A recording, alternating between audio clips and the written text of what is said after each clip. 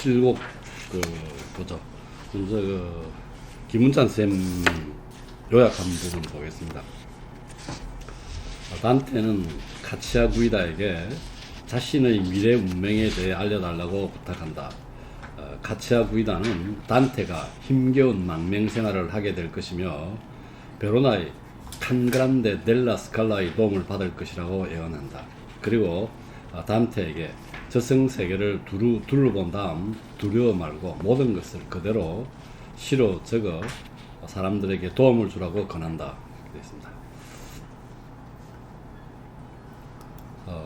안행근 선생님도 그 첫 줄 보면은 지금도 아비들을 자식들에 대해 그림직하게 만든 사람이 자기 자신에게 거슬리는 이야기를 듣고서 확인하기 위해 엄이 클리메네에게 왔던 것처럼 나도 그러하였다. 자, 이게 주에 보면은 나와있죠. 주에 보면은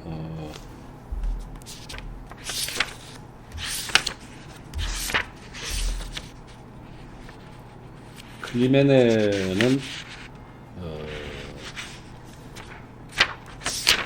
이 사람이 누구의 딸인가? 이 사람이란다. 이 신이 오케아노스와 테티스의 딸입니다.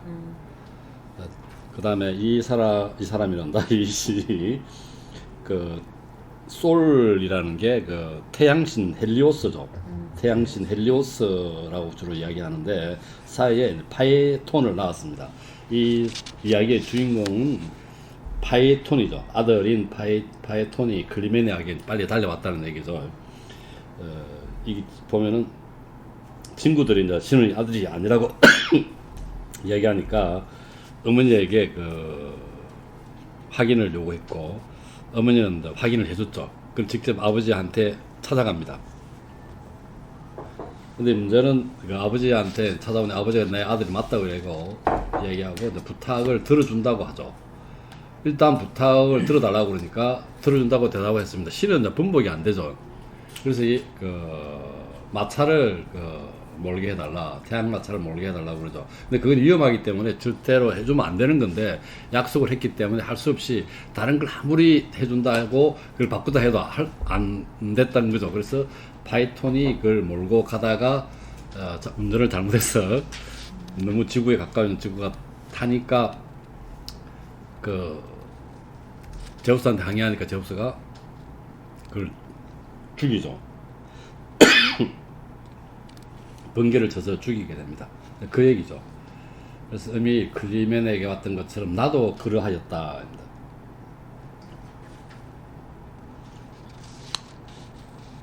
파이톤이 주위에 보면은 파이톤이 아버지에 대해 알고 싶어 했듯 단테도 자신의 미래에 대해 알고 싶었다는 뜻이라고 되겠습니다.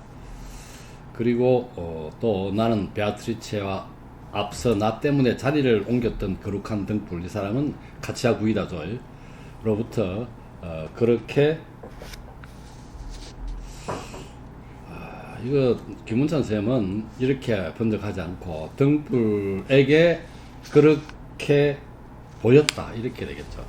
자, 이 파이톤이 클리메네에게 급해왔던 것처럼 자기가 그런 미래에 대해 알고 싶어하는 것이 카치아 구이다와 베아트리체에게도 그렇게 보였다 이렇게 번역했어요. 저희 김문찬 선생님은. 그러니까 나의 여인이 말씀하길 이렇게 이야기합니다. 베아트리체가 이야기를 하죠.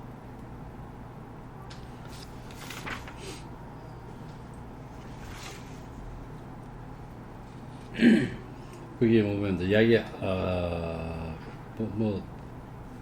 그대의 열망의 불꽃을 밖으로 내뿜어서 내부의 인각이 밖에 잘 지키시게 할 것이니 이는 그대의 말을 빌어서 우리의 알미 더 많아지게 하려는 것이 아니라 그대의 갈증을 밝혀 누군가가 그걸 따르게 할 목적이라고 이렇게 이야기하라고 하는 거죠. 그래서 거기 딱 13행에 보면은 고귀한 우리의 조상이죠. 그 얘기합니다. 그 다음에 줄줄줄 이야기하다가 16행에 보면은 모든 시간이 현재로 되는 한 점입니다. 하나님인데요. 하나님. 하나님은 현재, 과거, 현재, 미래가 없습니다. 시간 개념이 없는 거죠. 그러니까 이게 하나님은 다 볼 수 있다는 겁니다. 그래서 사실 신은 이게 다 볼 수 있다는 거죠. 시점이 현재밖에 없다는 거죠. 시간 개념이 없는 겁니다. 을 눈앞에 두고 바라보면서 온갖 이제 이렇게 이 얘기 한 점을 현재 모든 시간이 현재로 되는 것은 이제 미래를 볼 수 있다는 그런 걸 강조하기 위해서 이렇게 쓴 것 같아요. 바라보면서 온갖 우연한 것들이 완전히 나타나기도 전에 똑똑히 보고 계십니다. 자, 이때 이제 우연이라고 하는 게 지난번에도 얘기했지만 보에티우스의 정의, 물론 아리스토텔레스의 정의이겠죠. 어떤 목적을 위해 행해진 일에 여러 가지 원인들이 결합되어서 예상하지 못한 일이 일어날 때 우리가 우연이라는데, 사실 우연도 따지고 보면 다 필연인 거죠. 이렇게 됐을 때 우리가 우연이라고 부른다는 거죠. 그런데 모든 원인들은 섭리와 거기에 따른 질서에 의해서 서로 만나고 결합됩니다. 그래서 질서가 섭리와의 필연적인 연결관계 속에서 일어난다는 얘기죠. 그래서 사실 우리가 예상하지 못했던 일이 일어나게 되면 그게 우연이라고 이야기를 하는 건데,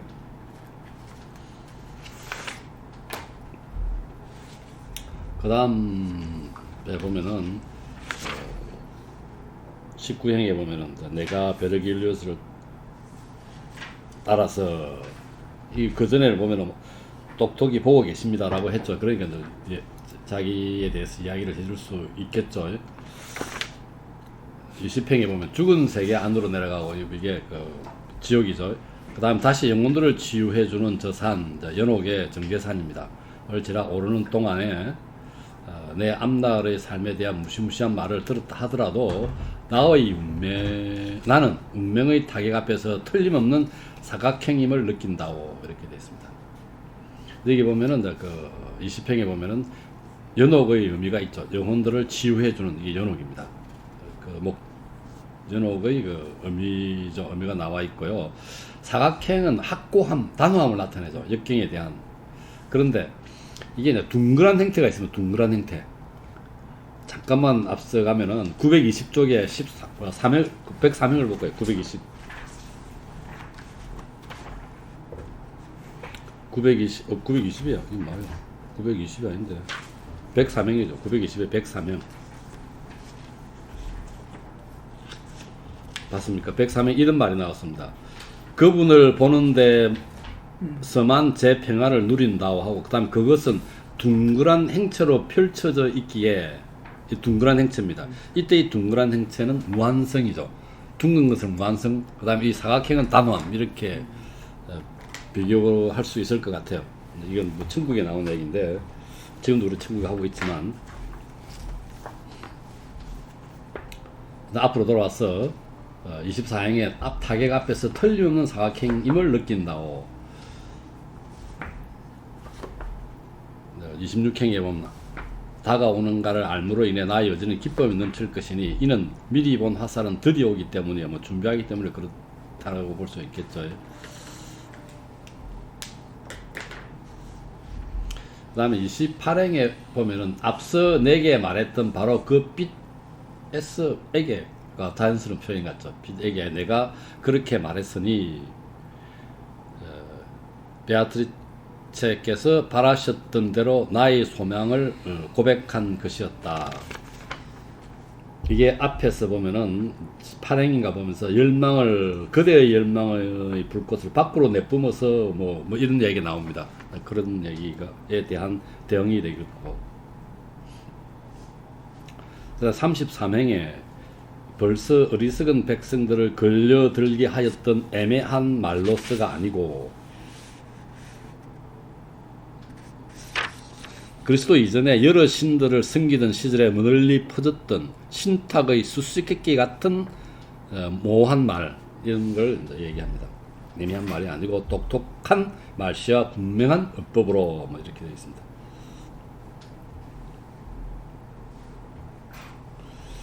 그 다음에 37행에 보면은 세계의 공책을 벗어나서 펼쳐지지 않는 우연적인 사건들 이렇게 되어 있습니다.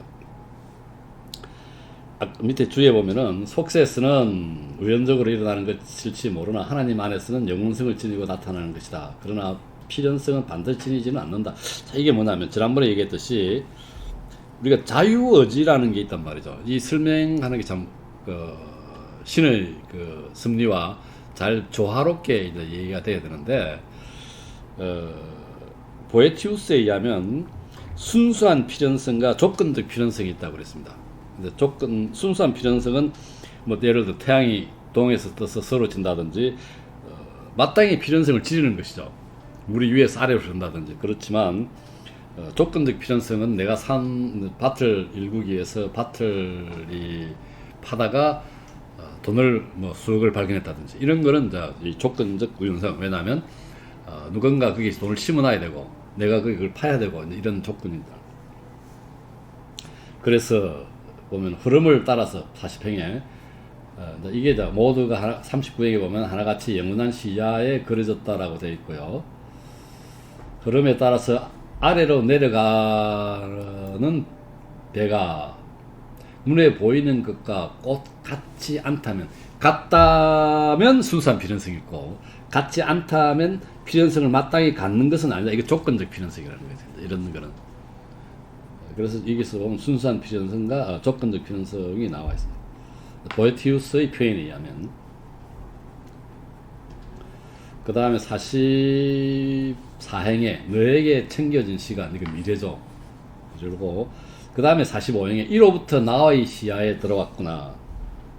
이게 앞에 39행에 보면은 나왔습니다. 39행에 모두가 하나같이 영원한 시야에 그려졌다. 이거죠. 여기에 자기 시야에 들어왔다는 얘기가 될 것이고, 그 다음에 46행에 무자비하고 사악한 계모 때문에 히폴리토스가 아테네를 떠났던 것처럼 너도 피렌체를 떠나가야 할 것이다. 추방당해야 할 것이라고 얘기를 하죠. 이 히폴리토스는 사실은 여기 주위에 보면은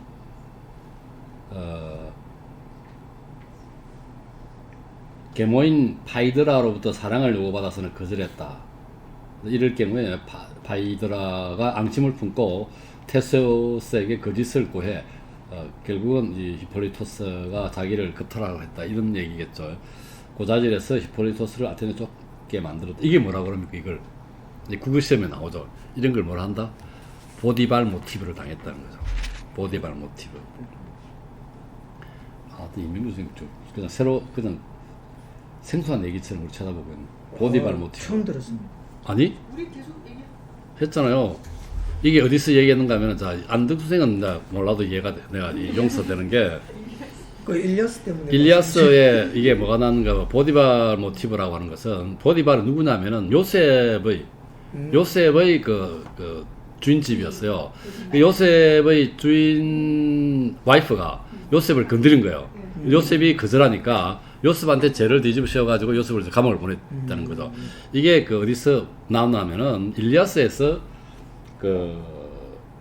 벨레로폰 있죠, 벨레로폰. 근데 벨레로폰이 코린토스의 글라우코스 왕의 아들이란 말이에요. 근데 이제 고향에서 이 친구가 살인을 저질러요. 그래서 아르고스에 의탁을 합니다. 의탁하는데 이 아르고스의 왕비가 이걸 건드린 거예요. 그러니까 이게 왕한테 이제 고사질 할까 하면 거꾸로 지가 탄로나니까 이 왕이 얘가 워낙 이해란다. 이 사람이 워낙 세니까 함부로 못 죽이잖아. 그래서 장인한테 편지를 보내요. 장인이 누구냐 하면은 요바테스랍니다. 요바테스. 이 장인한테 보내면서 밀봉한 편지를 줍니다. 그게 벨레로폰의 편지입니다. 이게 의미가 뭐냐면 자기한테 불리한 추천성을 들고 가는 게 그렇다는 거죠. 우리가 그 추천서를 부탁할 때 보통 잘 써주잖아요. 그렇지만 우리가 미국 유학 갈 때도 보면은 우리 지도교수는 추천서를 안 줘요. 근데 이 벨레로폰의 편지라고 하는, 벨레로폰의 편지라고 하는 것은 자기한테 불리한 추천성 내지는 편지를 이야기합니다. 근데 이제 이게 빈객의 도리 이런 거 있잖아요. 근데 빈객한테 너무 잘해줘야 되고, 그 다음에 그래야 되기 때문에 이 편지를 받은 요바테스가 이 사람 장인이죠.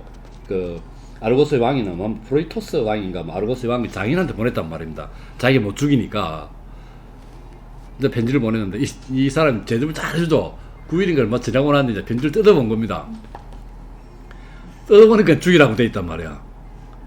그러니까 이제 이 사람을 죽일 수도 없잖아. 이게 워낙 이 능력이 출중하니까 벨레로폰이 코린토스의 대표 영웅입니다. 이 사람이. 그래서 키마이라 그 괴물이 있었는데 그걸 퇴치하라고 보낸 거예요.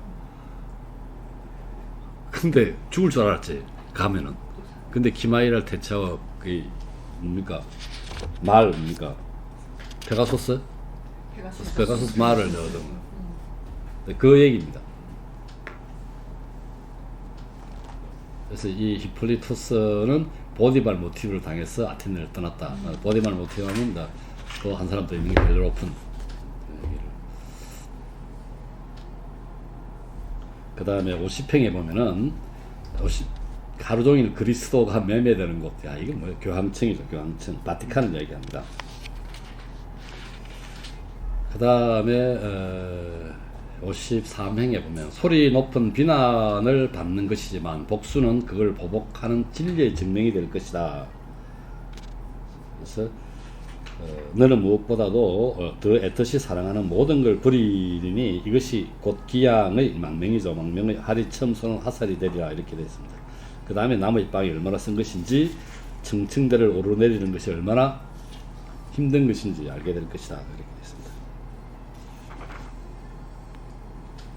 그 다음에 64이행에 보면은 이 꼴짜기와 함께 떨어질 것은 자기 편하고 같이 이제 망명을 당한다는 얘기, 추방을 당한다는 얘기고요. 영악스럽고 무딘 패거리 들일 것이다. 처음에는 구엘프 당 사람들과 함께 망명을 떠난다는 얘기죠. 근데 66행에 얼마 못돼 너 아닌 그들이 얼굴을 붉히리라. 그래서 68행에 너는 너 자신의 당파를 가지는 것이 내게 명예로울 것이다. 너대로 행동해라는 뜻이겠죠.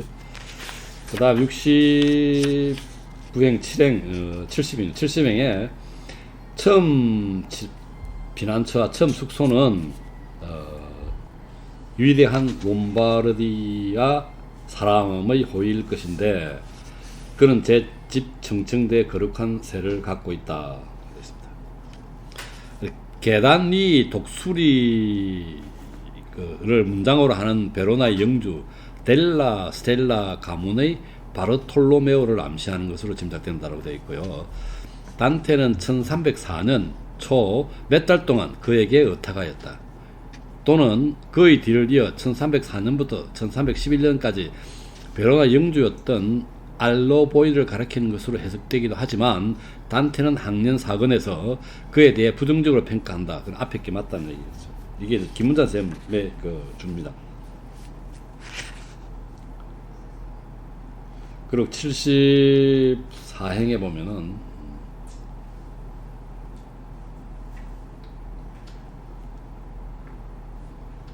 이게 그는 너에게 무던히도 친절한 마음을 쓰니 다른 사람들 사이엔 뭘 하거나 요구함이 없이 굉장히 잘해준다는 얘기죠. 알아서 잘 해결해준다는 뜻이겠죠.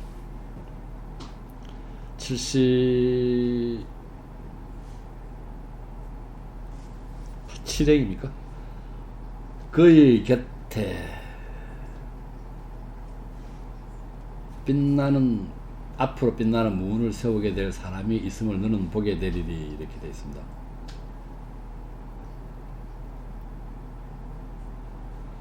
칸그란테 델라 스칼라라고 그러죠. 화성 아래에 태어났다. 화성이 이제 군신이죠. 전쟁의 신이기 때문에 마르스가 여기 좀 용감하다는 뜻이겠고, 베르나 영주가 되어 단테를 많이 도와줬다고 되어 있는데,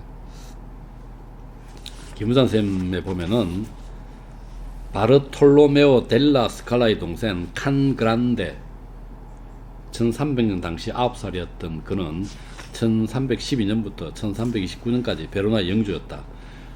그의 한대를 받았던 단테는 천국을 바로 그에게 흥정하였다. 이렇게 되어 있습니다. 김문찬 쌤 책에는 약간 더 자세하게 주가 나와 있어서 소개를 했어요.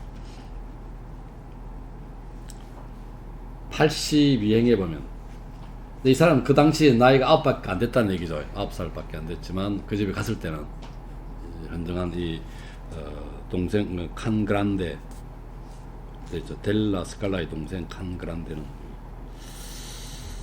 그 다음에 구아스코 사람이 80 비행에 보면은 아비뇽 뉴스를 했던 클레멘스 오세입니다. 클레멘스 오세. 이게 아비뇽 뉴스가 1309년에서부터 시작됩니다. 1309년에서 1397년까지인가? 1377년까지 아비뇽 뉴스죠. 그래서 교양청을 남프랑스로 옮기게 되죠. 아비뇽으로 옮기게 되는 그런 겁니다. 그 다음에 하인리 7세는 이 사람은 단테가 높이 평가합니다. 하인리 7세는 하인리 7세를 로마로 불러들여 그를 속였다는 것. 그러나 이것은 역사적인 사실과 다르다라고 되어 있습니다.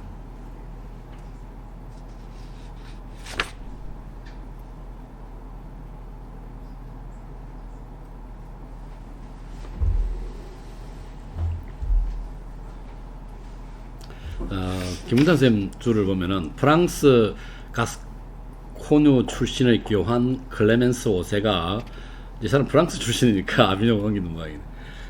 신성 로마 제국 황제 하인리 7세를 회유하여 이탈리아 반도로 내려오게 한 다음 나중에 그와 대립하기 이전, 즉 1312년 이전을 가리킨다. 칸 그란데는 바로 1312년부터 베로나 영주가 되었다 이렇게 되어 있습니다. 이 하인리는 나중에 이 사람이 천국에 있는 것 같은데, 저 기억이 정확하다면. 그 다음에 84행 은전조차 고달픈 일을 소홀히 하는 데 나타나리라. 돈과 노고를 소홀히 하지 않았다는 거죠. 가볍게 여기지 않았다는 얘기입니다. 그 다음에 87행 6행에 그의 원수들도 그에 대해 벙어리가 된 입조차 가질 수는 없을 것이니라. 벙어리가 된 입을 다물지 못할 것이다. 참 우문 그대로 옮긴 것 같아요. 입을 다물지 못할 것이다. 그래서 너는 그와 그의 언덕에 대해 기대하거라. 그로 인해 숱한 사람들이 부자이거나 그러지의 상태를 바꾸며 변화될 테니까. 부자가 가난한 사람, 내가 가난한 사람이 부자가 된다는 뜻이겠죠. 그러나 그걸 말하지는 말아라. 그래놓고 그는 앞에 있는 자들도 믿지 못할 것들을 말했다. 앞에 있는 자들도 믿지 못할, 직접 두 눈으로 보게 될 사람도 믿지 못할 것들을 말했다는 뜻이고요. 여 덧붙이기를 여보게, 친근하게 부르는 소리겠죠. 이게 너에게 말한 것들에 대한 해결이니라. 이거 해결이라기보다 단테가 지옥과 연옥을 거쳐오면서 들었던 자신에 대한 여러 예언들에 대한 설명이라고 받아들이면 되겠습니다. 그러나 맨 함정들이 몇 바퀴 뒤에 숨어 있는지라 몇 년 뒤에 그냥 나타날 거라는 얘기입니다. 그렇게 받아들이면 돼요. 그 망명이 나타날 거라는 얘기죠. 그래서 너 이웃들을 질투하지 말길 바라는 건 너희 생애가 그들의 죄를 불하는 것보다 더 오래 미래를 향하고 있기 때문이다.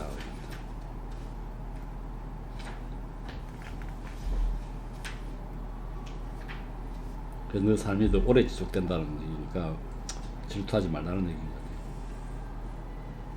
그 다음 백행에 보면은 내가 짜기를 시작했던 저 피륙에 저 거룩한 영혼이 침묵을 지키며 마지막 시주를 자유롭게 넣는 것을 보고 나자 나는 마치 올바로 보고 온하고 사랑하는 사람으로부터 의심 중에 어떤 충고를 갈망하는 것 자체는 말을 시작하였다. 내가 짜기를 시작하자 저 피륙의 거룩한 침묵이 이런 말은 질문에 대답하고 충고할 준비가 되어 있다는 그런 뜻으로 받아들여야 되겠습니다. 내가 짜기를 시작하고 저 피륙의 저 거룩한 영혼의 침묵을 지키며 질문에 대답하고 이런 준비가 됐다는 얘기입니다. 그래서 말하죠. 아버지, 그냥 아버지라고, 조상을 아버지라고 부르죠. 자신을 함부로 가늠하는 자에게일수록 준비 없는 자입니다. 자신 준비 없는 자일수록 더욱더 무거운 타격이 주어지는 것인데 이런 얘기입니다. 그래서 자기 시에 대한 얘기합니다. 110행에 보면 비록 가장 귀한 고장을 읽게 될 망정 내 시로서 다른 것들을 읽지 않았으면 합니다. 신곡의 지필 의지를 명확하게 해놓은 거죠. 그 다음에 끝없이 썩어온 저 아래 세상 지옥이죠. 계속해서 나옵니다. 112행에 끝없이 썩어온 저 아래 세상과 저 아름다운 내 여인의 눈이 나를 끌어올리셨던 산이 연옥의 정대산이죠. 기상천국입니다. 그 다음 그리고 빛으로부터 빛을 지나 하늘을 오르며 내 깨우친 바 있는데 천국이죠. 그러니까 지옥, 연옥, 천국이죠. 그것을 거듭 밝히면 많은 사람들이 그에 대해 역한 맛, 쓴맛을 느낄 것이요가 좀 자연스러울 것 같아요. 역한 맛은 쓴맛을 느낄 것이요. 그러나 한편 내가 진실 앞에 금 많은 벗이 된다면 이 시대를 옛날이라 부를 사람들 사이에서 내 삶을 잃을까 두렵습니다. 진실을 말하기를 피하면 안 되겠다는 뜻이겠죠. 그래서 자기의 삶이 의미가 없이 된다는 거죠. 그게 무의미하다는 얘기죠. 삶에 이렇게 진실을 이야기하지 않으면 진실을 이야기하겠다는 뜻이겠죠.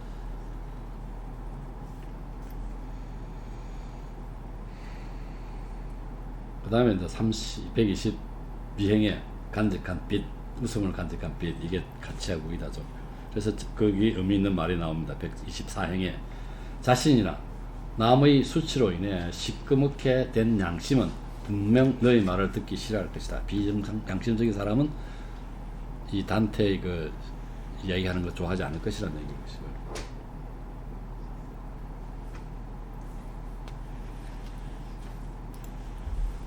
거기서 이제 그 129행에 보면은 나쁜 것은 나쁘다고 해야 된다는 얘기죠. 이 말 들으면 양약은 고구이나 여병이다, 이런 생각이 듭니다. 그 다음에 135원 이것은 하찮은 맹해에 대한 증명이 아니니라. 적지 않은 맹해의 증거가 된다는 뜻입니다.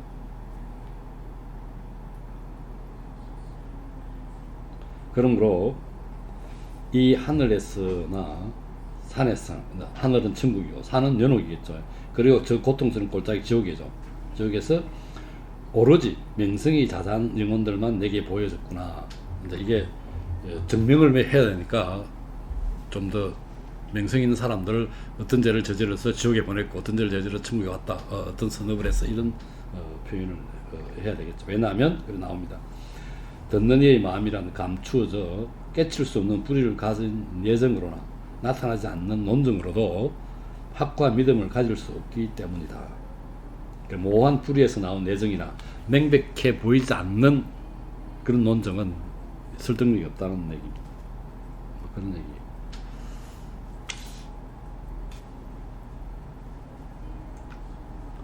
지금 대충 이게 좀 많아? 시간이 좀 많이 됐습니까? 이게 좀 할 얘기가 좀 많았습니다. 이게 이제 17장 17고입니다. 17고.